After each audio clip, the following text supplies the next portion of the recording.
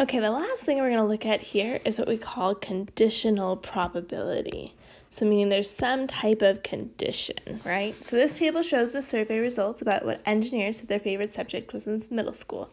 So we got what type of engineer they were, right? And we got the subject math or science. So notice on this first one it says, of those who liked math. So you always want to look at that. So in this case, we're always going to be looking at some column or row. So in this case, we're looking at just the people who liked math.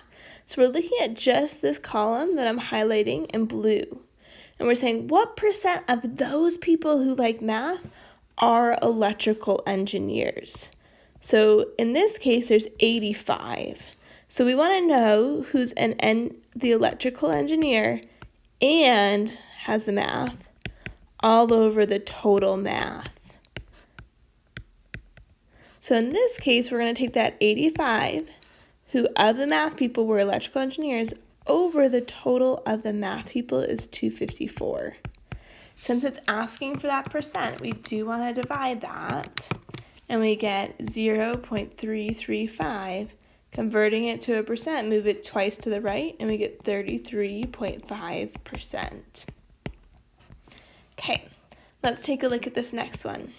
It says, if the person selected is a chemical engineer.